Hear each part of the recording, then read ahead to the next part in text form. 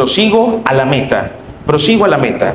Y esto está inspirado en dos pasajes. Y el primero es este. Éxodo capítulo 33, versículo 15 al 17. Y lo pueden ustedes buscar en su Biblia o bien pueden acompañarme leyéndolo aquí en el proyector. Y dice, y Moisés respondió, si tu presencia no ha de ir conmigo, no nos saques de aquí. ¿Y en qué se conocerá aquí que he hallado gracia en tus ojos, yo y tu pueblo, sino en que tú andes con nosotros, y que yo y tu pueblo seamos apartados de todos los pueblos que están sobre la faz de la tierra? Y Jehová dijo a Moisés, también haré esto que has dicho, por cuanto has hallado gracia en mis ojos, y te he conocido por tu nombre. ¿Verdad? Es algo increíble como el Moisés dice, si tú no vas conmigo, mejor ni nos saques de aquí.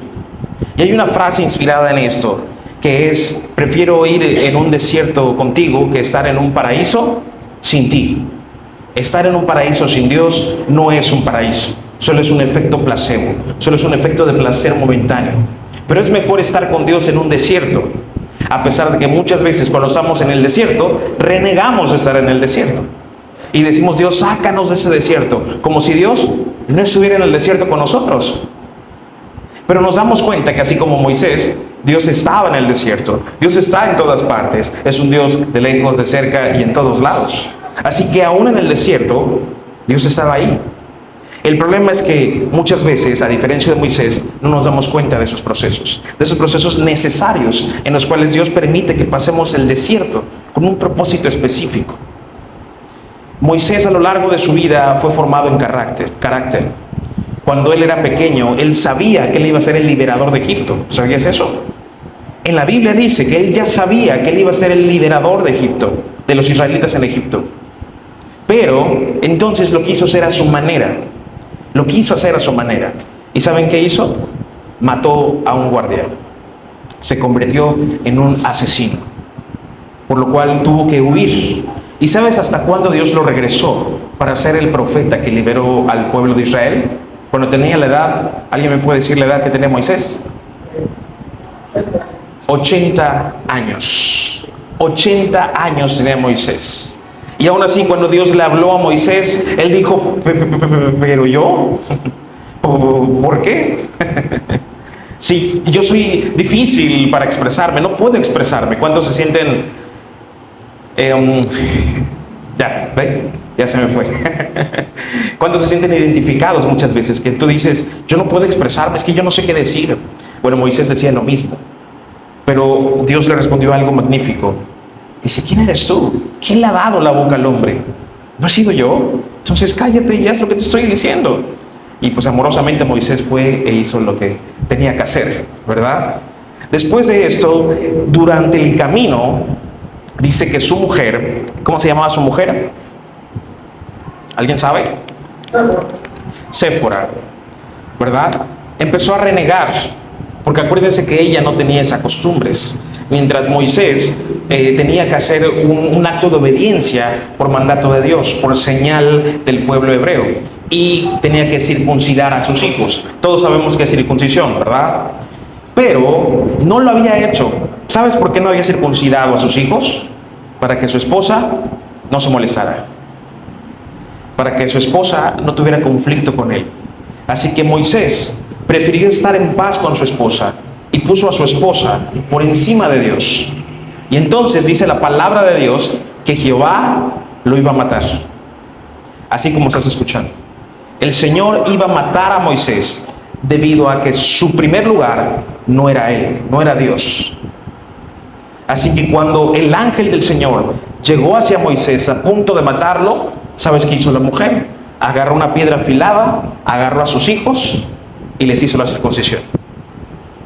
Les hizo la circuncisión en ese momento, desangrados allá. Tiró la piedra y le dijo a Moisés, a partir de ahora, tú y yo solo compartimos sangre. ¿Qué significa eso en el original arameo? Es, a partir de ahora solo nos unen nuestros hijos. Tú, tu Dios, yo aparte. Por eso es que cuando Moisés se vuelve a casar, después de que Séfora obviamente había muerto, el pueblo de Israel, Aarón y María, lo condenan y le dicen, ¿Por qué te casas con una mujer que no es israelita? Y él explica todo eso. Pero él había entendido que su primer lugar siempre debió ser Dios. Por lo tanto, Dios tuvo esa misericordia y no lo mató. Pero el mensaje fue muy claro. Tenía que poner en primer lugar a Dios. Para ese entonces ya había pasado tiempo en Éxodo 33. Entonces él había entendido que era mejor estar en el desierto con Dios que no en un paraíso sin Él. Era mejor salir de la comodidad y estar en un lugar incómodo, pero con Dios, que estar en una comodidad donde Dios no se estaba manifestando.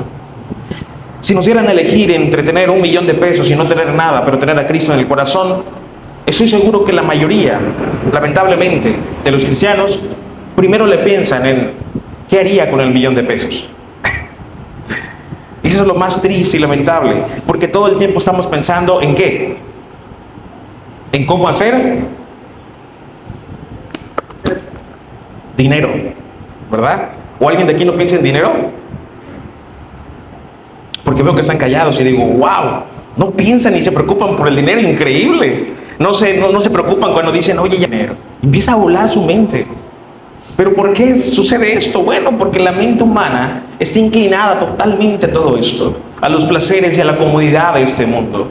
Pero constantemente Dios siempre nos lleva a la incomodidad, como te dije el domingo pasado. El Señor empujó a sus apóstoles constantemente a la tormenta, constantemente en la barca que estaban a punto de naufragar. Siempre los llevó a esa incomodidad. El apóstol Pablo dice, me gozo en las aflicciones. Me gozo en las aflicciones. Pero ¿qué tanto trabajo nos puede costar a nosotros gozarnos en la aflicción? ¿Cuántos de aquí son padres? Alce su mano. ¿A cuántos de aquí les gusta cuando sus hijos están muy enfermos? Alce su mano. ¿A quién le gusta cuando sus hijos están completamente sanos y no se enferman? Alce su mano. ¿Cuántos de aquí dan gracias a Dios cuando sus hijos están sanitos y saludables? ¿Cuántos de aquí dan gracias a Dios cuando sus hijos están con 42 de calentura y no mejoran? Cuando les dicen, puede fallecer.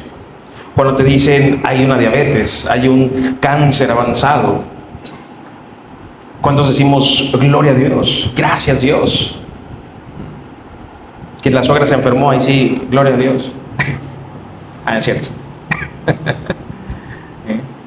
Pero decir gracias Dios, gloria a Dios, en el desierto, y aún en el desierto Dios se manifestó de una manera increíble. Y eso es porque Dios no desampara a sus hijos en ningún momento.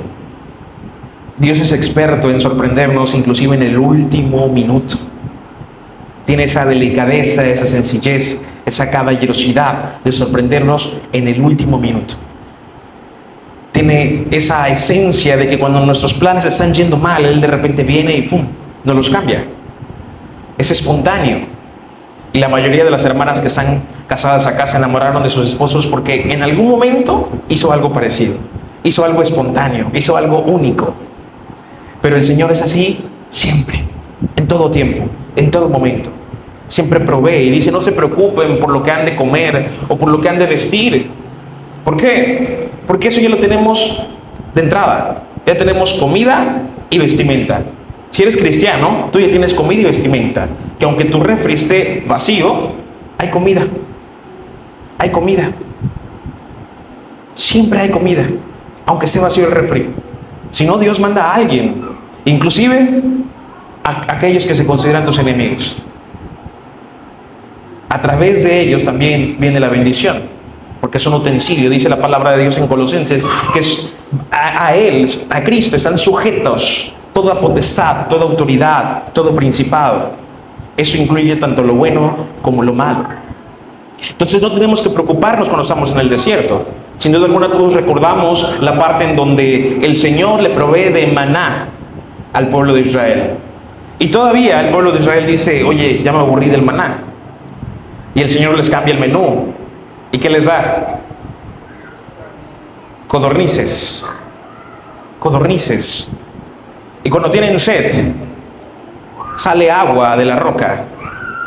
Moisés da un buen golpe y sale agua de la roca. Y esta roca simboliza ¿a quién? A Jesucristo. A Jesucristo. Por eso entendemos que Jehová y Jesucristo es el mismo, de ayer, hoy y siempre. Es mejor, vuelvo a repetirte, estar en un desierto con Cristo, que estar en un paraíso sin Él. Debemos de negarnos primero a nosotros mismos. Debemos de cargar nuestra cruz y seguirle. El cristianismo no se trata de venir el domingo solamente a la iglesia, o el martes, o el miércoles, o lo que sea. No se trata de decir, sí, la Biblia. Se trata de escudriñar, de comer la Biblia. Hay una diferencia entre leer y escudriñar la palabra de Dios. Hay una diferencia entre orar simplemente a entregarse en oración y hablar con Dios como si fuera tu mejor amigo y derramar tu espíritu y tu corazón ante su presencia, aunque te sientas un miserable, aunque no te sientas digno, aunque te sientas sucio. Como el profeta Isaías, que dijo, soy inmundo de labios. Entonces el Señor mandó a sus querubines con carbones encendidos, con pinzas, y se lo puso en los labios. Y dice la palabra en Isaías capítulo 6, que los labios de Isaías se trituraron debido a los carbones encendidos. Y estos carbones encendidos representan la santidad del Señor. La santidad del Señor es lo que debe habitar en primer lugar en todo cristiano. Si yo hablase lenguas humanas y angelicales y no tengo amor, nada soy. ¿Y quién es el amor? Dios, porque Dios es amor, y al tener a Dios en el corazón, automáticamente Él nos santifica y Él nos purifica, o debería hacer eso. Pero a veces podemos poner una barrera de impedimento. La santidad siempre tiene que estar en nosotros. Debe triturar no solamente nuestros labios, sino también nuestro corazón, hacerlo cachitos, hacerlo cenizas y hacerlos de nuevo, conforme a la voluntad y propósito de Dios en nuestra vida. Y muchas veces nos tiene que llevar al desierto para hacer este proceso. Muchas veces Dios te empuja al desierto para empezar a triturar tus labios y tu corazón y santificarte y purificarte y prepararte. Y entonces el Señor le pregunta al profeta Isaías, después de triturar sus labios, ¿quién irá? Y Isaías respondió, heme aquí, yo iré. Primero es la santidad de Dios. Primero es el proceso en el que Dios te mete. El pueblo de Israel nunca entendió eso. Así que ¿cuántos años estuvo dando vueltas? 400 de esclavitud y 40 años caminando en el desierto, dando círculos, como que tú vayas de aquí a Cancún y regreses durante 40 años. Y resulta que tu destino era Tulum. Y después de 40 años digas, y luego, es triste cuando uno empieza a hacer las cosas porque las tiene que hacer, porque se supone que somos cristianos, y no es así. La palabra de Dios en Apocalipsis dice, vuelve a tu primer amor, le dice a una de las iglesias, a una de las 7 iglesias. Acuérdate que las 7 iglesias eran 7 iglesias físicas de ese tiempo, pero también significa en la actualidad que hay 7 tipos de cristianos, 7 tipos de iglesias. El número 7 no solamente significa perfecto, sino que significa completo o completado. Entonces nos damos cuenta que ese mensaje es para 7 tipos de cristianos. Y a un tipo de cristiano le dice, hey, vuelve a tu primer amor. ¿Y qué es el primer amor? Es que nunca nos debimos salir del primer amor.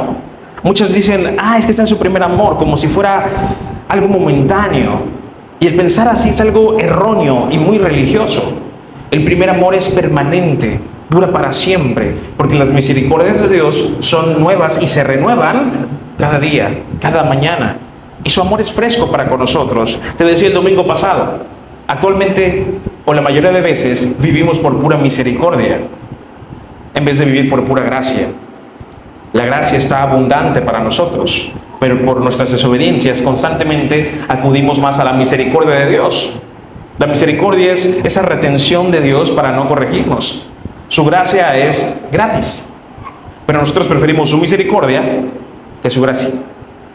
Y nosotros debemos sobreabundar en la gracia de Dios, que es un don perfecto, es un regalo irrevocable, porque irrevocables son los dones. Aún en el desierto, querido hermano, querida hermana, debes entender que Dios está ahí. Aún en el proceso del desierto, Dios siempre estará. No pienses que Dios es ciego ante tu situación, ante tu problema, Y tú me dirás, entonces, ¿por qué no resuelve cuando yo le pido algo?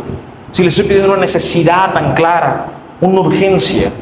Bueno, número uno, te enseña paciencia. Dice que la prueba de nuestra fe produce paciencia. ¿Y la paciencia?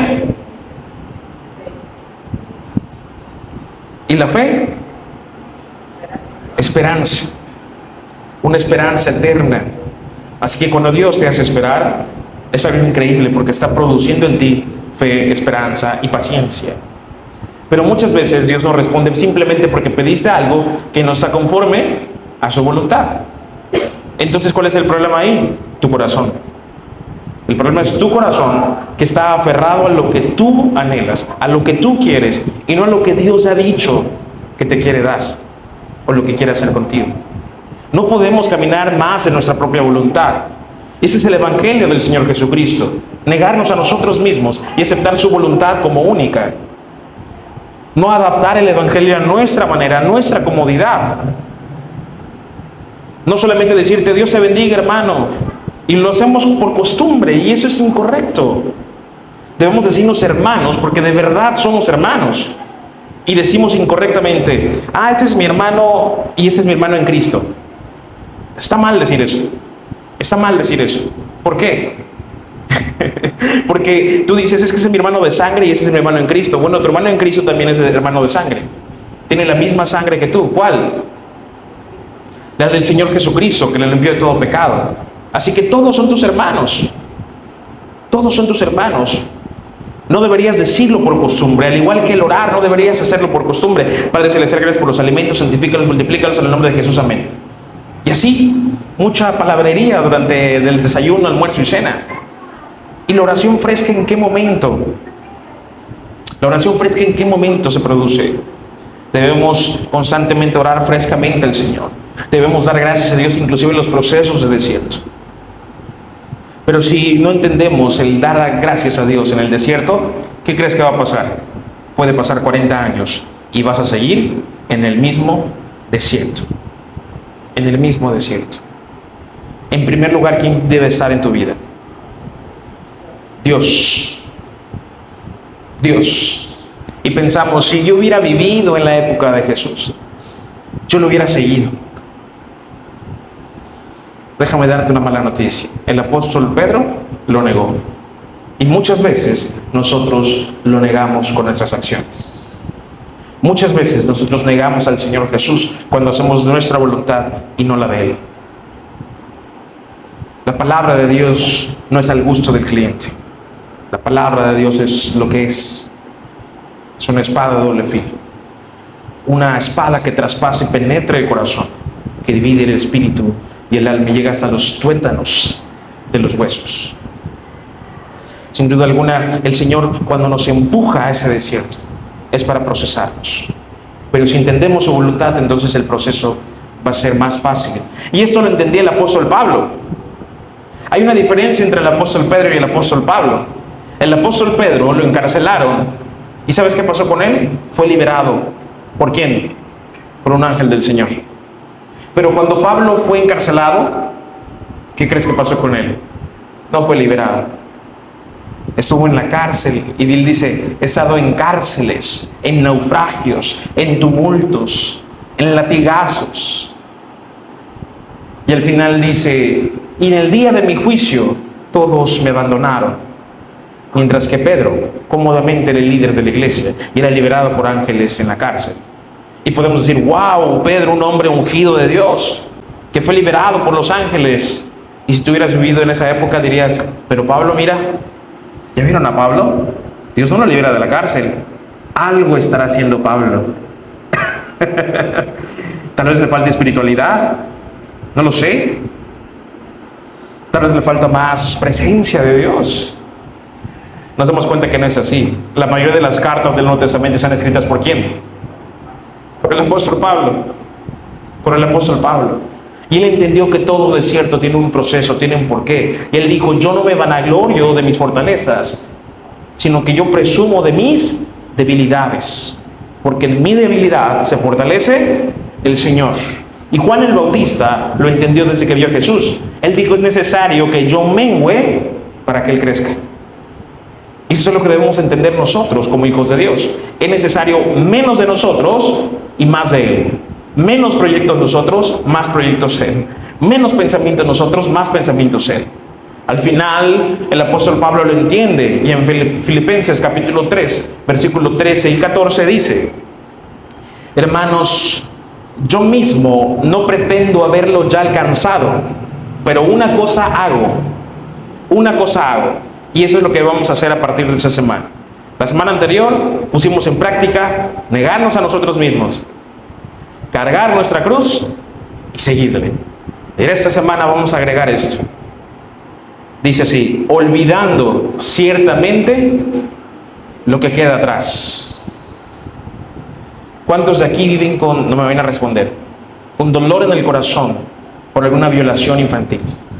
¿Cuántos de aquí viven traumados por golpes de papá o de mamá? O porque te reventaron la plancha en la cabeza cuando eras niño. O porque te dijeron que eras un inútil, un tonto, que no podías, que no servías para nada. Alguna infidelidad, algún proceso difícil. Y constantemente decimos: no, es que lo recuerdo por testimonio. Probablemente no.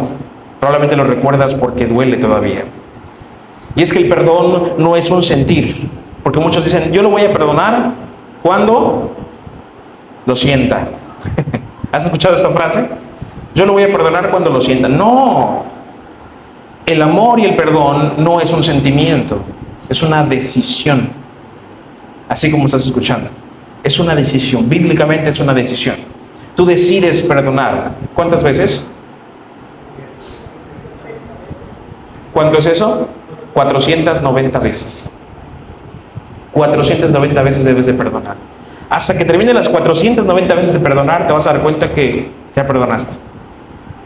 Así que es un proceso de decisión constante, el perdonar, el amar, el amar. Así que el primer paso es olvidando ciertamente lo que queda atrás. Todo lo que duele, todo lo que lastima. Y el pasado no necesariamente tiene que ser de la infancia, de hace 10 años, de hace 5, de hace 1. Puede ser ayer mismo, puede ser hoy en la mañana. Olvidando ciertamente lo que queda atrás. ¿Y qué más dice? Y extendiéndome a lo que está adelante. Ojo con eso. Él no dice: ay, pues sigo adelante. Él que dice: extendiéndome a lo que está adelante. ¿Qué significa extender? ¿Qué significa extender? Cuando agarras un flexómetro, ¿qué haces? Lo extiendes hasta llegar a lo máximo, que se adelante a ver la medida exacta. Eso significa extendiéndome a lo que sea adelante. Por eso a veces me dicen: pastor, es que usted es muy acelerado y mira a futuro. Bueno, es que yo no miro conforme a mi vista, sino conforme al plan de Dios. Y tengo que extenderme a lo que está adelante. Y tengo que dejar todo ciertamente atrás. Y luego, ¿qué dice? Luego que olvidas el pasado y luego que te extiendes hacia adelante, pero sigues a la meta. ¿Y cuál es esa meta? El premio del supremo llamamiento de Dios en Cristo Jesús. ¿Y cuál es ese? El vivir para el Señor. El vivir para el Señor. En eso se resume. Amarás a Dios sobre todas las cosas. En eso se resume. Amar a Dios sobre todas las cosas. Y es que estas cosas son básicas. Sin embargo, al momento de accionarlas en nuestro día a día, de repente se nos cruzan afanes, de repente se nos cruzan dudas, de repente se nos cruzan incertidumbres. Es ahí donde todo se empieza a volver un desierto. Y es cuando el Señor nos dice: hey, en tu desierto estoy. Pero Moisés se anticipó. Él se extendió hacia el futuro. Por eso dijo: si tu presencia no ha de ir conmigo, en futuro, no nos saques de aquí. Señor, yo sé que van a venir pruebas en mi vida. Sé que van a venir ciertos procesos. Pero no me dejes, no me abandones. Y tampoco permitas que yo me suelte de tu mano. A veces el Señor nos deja como a Pedro, en un ratito ahí caminando sobre el agua. Y cuando estamos a punto de caer, a punto de ahogarnos, lo primero que queremos es que nos dé una mano. Si tú no sabes nadar y estás en el mar profundo y te empiezas a ahogar y ves que alguien está arriba en una lancha, ¿qué es lo que haces con tu mano? La extiendes. Y pretendes que la persona extienda su mano y te saque del ahogamiento. Pero a veces el Señor no quiere eso. A veces el Señor quiere que tú aprendas aguantar la respiración. A veces el Señor tú quiere que aprendas a nadar en medio de esas tormentas, en medio de esas turbulencias. Y tú dices, Señor, pero sácame porque me ahogo. Antes los abuelitos hacían eso. ¿Te has escuchado? ¿Quieres aprender a nadar? ¿Qué te hacían? Te tiraban a la piscina. Y aprendías a nadar porque aprendías a nadar. Con un montón de agua en los pulmones, pero aprendías a nadar. Lo mismo hace el Señor a veces, porque lo hacen con un bien. El Señor a veces te permite estar ahogándote allá y tú piensas que ya vas a morir, pero no. El Señor dice, aguanta un poquito más la respiración, aguanta un poquito más el desierto, aguanta un poquito más el proceso. Deja todo atrás y sigue la meta. Has vivido todo ese tiempo a tu manera. Es momento de que entiendas que ya no puedes vivir más a tu manera y que no es casualidad que el Señor te tenga aquí, no precisamente en esta congregación, sino escuchando este mensaje del Señor. Porque los tiempos están cerca y porque Él no pierda ninguna de sus ovejas.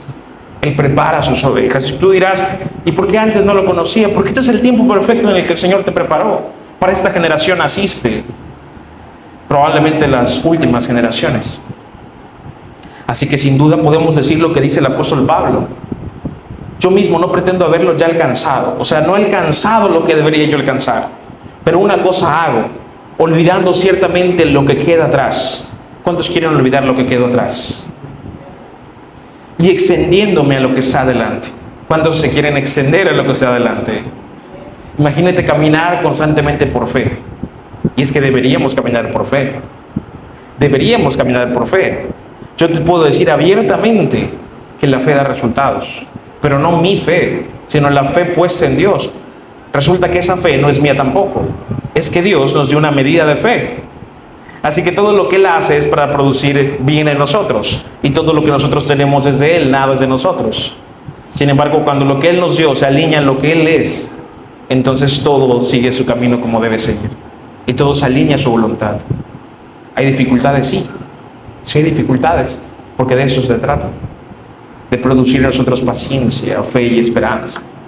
Así que, dice la palabra de Dios, Jehová es mi pastor, ¿y qué? ¿No te falta nada? ¿O no acaso a veces sientes que te falta algo? Entonces, ¿por qué la palabra dice Jehová es mi pastor y nada me faltará? ¿Por qué dice eso? Si tú a veces sientes que te falta algo, ¿la palabra miente? De ninguna manera. Jehová es mi pastor y nada me faltará. Nada de lo que su voluntad no quiera que me falte. Nada me faltará. Nada de lo que Él tiene planeado para mí me faltará. Me faltarán cosas que yo he querido, pero que no vienen de Dios.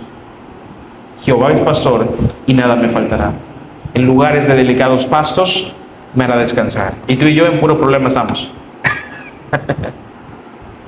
Confortará mi alma, me guiará por sendas de justicia, por amor de su nombre, aunque ande en valle de sombra y de muerte. O sea, vamos a andar en el valle de la sombra y de la muerte. Pero tú estarás conmigo. El Señor va a estar en el valle de la sombra y de la muerte contigo. Y luego viene la parte favorita de todos. Tu vara y tu callado me infundirán aliento. ¿Sabes qué significa eso? Infundir aliento significa sacar el aire a la persona. Hermano Eric, si yo agarro ahorita un bastón, que es el callado, y le doy así, directo, pequeño, le hacemos así, ¡pam!, se le sale su aire. No sé qué sentiría. ¿Se retuerce o no se retuerce? Eso significa, tu vara y tu callado me infundirán aliento. Es el Señor mismo sacándonos el aire. Su vara y su callado. Su vara es para espantar a los lobos y corregirnos. Y su callado, cuando nos salimos del redil, nos agarra del cuello. ¿A dónde va? Venga, chepa acá. Y nos regresa. Nos infunde aliento. Aderezas mesas, preparas mesas, significa esto. Aderezas mesas significa preparas mesas. Preparas un banquete en frente de mis angustiadores. Unges mi cabeza con aceite. ¿Por qué unges mi cabeza con aceite? Las ovejas necesitan aceite para que puedan ser peinadas y para que los gusanitos que se le acumulan en las cuencas de los ojos se resbalen. Porque si los gusanitos se quedan en las cuencas de los ojos y no tienen aceite, las ovejas empiezan a porrearse en algún muro o en algún árbol y se terminan matando a ellas mismas. Las ovejas son los animales que no pueden vivir solas, son torpes, dice la ciencia. Y el Señor constantemente nos compara con ¿qué? Con ovejas. Ay, no, pero las ovejas son inteligentes. Creen que su voluntad es mejor. Y se les olvida que la voluntad de su pastor es muchísimo mejor que su propia voluntad. Por eso es necesario que la vara y el cayado estén ahí. Unges mi cabeza con aceite, mi copa está rebosando. Ciertamente el bien y la misericordia me seguirán todos los días de mi vida. Y en la casa de Jehová moraré por largos días. En este caso sería, y yo moraré en la casa de Jehová. En vez de moraré en la casa de Jehová. La casa de Jehová tiene que morar en mí. Porque ahora nosotros somos templo del Espíritu Santo. Eso no es un templo, esta es una congregación. El último templo fue destruido en el año 70 después de Cristo. No hay templo actualmente en Israel. Esto es una congregación. Pero ahora nosotros somos ese templo. El templo del Espíritu Santo. Ahora imagina, estaba el lugar santo y el lugar santísimo. Ahora, ¿dónde está ese lugar santísimo? ¿O dónde debería estar? Increíble. Imagínate, el lugar santísimo de Dios, la santidad de Dios habitando dentro de ti. ¡Wow! Entonces entiendes el por qué tienes que cuidar lo que dices y lo que haces. Porque la santidad de Dios está dentro. Por eso es cuando tú empiezas a predicar de la palabra, la persona se empieza a confrontar y le empieza a salir su lagrimita. Tú dices, pero yo ni sabía, yo nomás empecé a decirle. Bueno, es que no eres tú. Es el Espíritu Santo habitando dentro de ti que empieza a hablar a través de ti. Porque es la santidad de Dios. Amén. Sin duda alguna, Dios siempre nos va a impulsar a caminar, a seguir al supremo llamamiento, a seguir hacia la meta. Él nos compara no solamente con ovejas, Él nos compara con soldados. Y los soldados constantemente van ¿a dónde? A la guerra. A la guerra. Si Dios dice que eres un soldado, supongo que es porque constantemente te va a llevar a la guerra. Pero es que el Evangelio no es para cobardes, es para valientes o violentos, porque solamente los violentos arrebatan el reino de los cielos. Así que esto es de violencia, de valentía, no de cobardía. La religión, la religiosidad, ese sí es para cobardías, para cobardes. Ese es para comodidad. Ese es, sí, yo soy cristiano, no pasa nada si me muero, porque pues yo tengo a Cristo en mi corazón. Eso es lo que importa. Si leí, no leí, no pasa nada. Si oré, no oré, no pasa nada. Claro que pasa. Claro que pasa. Tienes que conocer a quien dices amar. ¿Cuántos de aquí llevan bastantes años de casados? Alcen su mano. ¿Conocen a sus esposos y esposas? ¿Cuántos años lleva usted, hermano Eric? Bueno, hermana María, a ver, porque si no ya le puse difícil al hermano Eric. Ya lo metí en problemas. Ella se preocupó el hermano Eric. ¿Cuántos, hermana María? ¿O usted tampoco se acuerda? Un cálculo. 16, 17 años. ¿Alguien tiene más de 17 años? Allá atrás. ¿Cuántos? ¿Cuánto? 23. 23. ¿De este lado? 45 años de casa. Todos miran a... ¡Wow! Un hombre con paciencia, dice. Es cierto, hermano. Y la hermana no sabe también. Voy a desquitar contigo lo que dijo el pastor. 45 años. ¿Y la conoce? ¿Y usted, hermana, lo conoce a él? Virtudes y defectos. Más defectos que virtudes. ¿Sí? Ok. ¿Por qué lo conoce? Porque lo ama. Y usted la conoce porque la ama. Necesitaba conocerla, qué le gusta, qué no le gusta, cuál es su color favorito, cuál es su comida favorita. Y cuando están en el enamoramiento, tal vez empiezan a preguntarse, ¿no? Oye, ¿cuál es tu color favorito? Y ya quieres comprar un bolso, un peluche, un globo, todo del mismo color. Y llevarse. Oye, ¿cuál es tu comida favorita? E intentas buscar un lugar para llevarla a comer eso que a ella le gusta. ¿Y qué ritmo te gusta? ¿Qué música te gusta? Empiezas a dedicarle canciones y se las empiezas a decir, esta es nuestra canción. Y empieza a surgir este enamoramiento, ¿verdad? Empiezas a conocer a la persona. ¿A partir de qué momento? No del enamoramiento, a partir del casamiento. A partir de ahí empiezas a conocer a la persona. Dices, órale, le huelen las patas a este cuate. Es un príncipe, pero un príncipe bien apestoso. Pero decides amarlo. Tienen nuestro primer hijo y empieza a crecer en la barriga, ¿verdad? El púlpito incluido, la panza. Y tú dices, bueno, está guapísimo, no importa. Empieza a cambiar su aspecto. De joven era atlético. Aguachente, ¿eh? De joven era atlético. Tú mira a tu papá nada más y... atlético. Y dices, ¿y qué te pasó? Pues, ¿en qué momento cambió tu cuerpo? ¿No? Y las mujeres tienen mala inseguridad, como siempre te he dicho. Una mujer está en su matrimonio, está en su habitación con su esposo, sale de bañarse, ¿y cómo sale? Con la toalla enrollada, porque le da ¿qué? Le da pena que la vean. Ella tuvo 5 hijos con su esposo y llevan 30 años juntos, y aún así le da pena que la vea, ¿verdad? Y se pone la toalla. El varón no. El varón, ¿cómo sale? Sale como si fuera el mismísimo Thor, ¿no? Sin toalla, sin nada. Mira, mi amor, aquí estoy, ungido de Dios. Y la mujer constantemente tiene esa inseguridad. Y el hombre la empieza a conocer y la mujer al hombre. Y sabe sus gustos. A él le gusta ese tipo de tortillas así. Quemadita le gustan las tortillas a él. Y su comida, si es caldo, calientita. Si es seca, con arroz, pero mojadita. Y ese tipo de camisa le gusta, ese tipo de color. Y empiezan a conocerse. Ya conocen hasta los gestos. Cuando hace un ademán, alza la ceja, ya sabes que la esposa... Armagedón. Empiezan a conocerse. Bueno, así debemos de conocer al Señor. Constantemente debemos entender su vocabulario del Señor. Decir, Señor, tú no quieres esto, ¿verdad? Tú no quieres que me cruce de ilegal a la frontera, ¿verdad? Pues obviamente no. Señor, ¿será que tú quieres que falsifique mi documento de la licencia de conducir? Señor, ayúdame, Padre, para que la falsificación salga bien. Hay cristianos orando de esta manera. Y esto no sucede así. La voluntad de Dios es clara y dice que la voluntad de Dios es que demos gracias a Dios en todo. ¿Qué significa todo? Todo. Y que oremos sin cesar. Ahí está. Y que abundemos en la Escritura. 3 cositas. 3 cosas sencillitas para hacer en el desierto o hacer en el paraíso, cualquiera de las 2 cosas. No importa si es paraíso o desierto, lo importante es estar en el Señor.